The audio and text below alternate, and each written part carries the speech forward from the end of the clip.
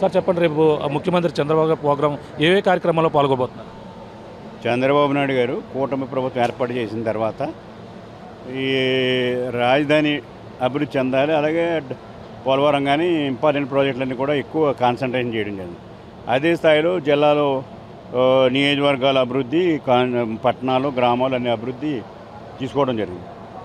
అలాగే వీళ్ళందరూ కూడా కింద ఇంప్లిమెంటేషన్ ఎలా జరుగుతుందని చెప్పి ఆలోచనతోటి ఆయన ప్రతి శనివారం కూడా స్వచ్ఛ ఆంధ్రప్రదేశ్ పెట్టుకుని ఒక్కొక్క నియోజకవర్గానికి వెళ్ళడం జరుగుతుంది. అందులో భాగంగా ఈ శనివారం పెద్దాపురం నియోజకవర్గం ఎన్నుకోవడం జరిగింది. అది పెద్దాపురం నియోజకవర్గం రేపు 11 గంటలకే చంద్రబాబు నాయుడు గారు దిగటం జరుగుతుంది. దిగిన తర్వాత మరి అక్కడ నుంచి బయలుదేరి ఒక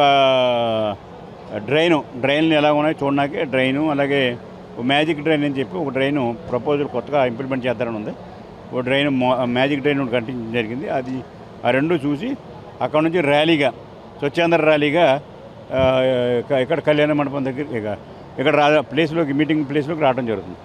ఆ మీటింగ్ ప్లేస్లో ఇక్కడ మీటింగ్ జరుగుతుంది. ఆ మీటింగ్లో ముఖ్యంగా స్వచ్ఛాంధ్ర గురించి కానీ అలాగే P4 గురించి కానీ రెండు మెయిన్ ఇష్యూస్గా పెట్టుకోవడం జరిగింది. అందులో స్వచ్ఛాంధ్ర కార్మికులు అలాగే వాళ్ళ అభిప్రాయాలు అన్నీ కూడా మాట్లాడటం జరుగుతుంది.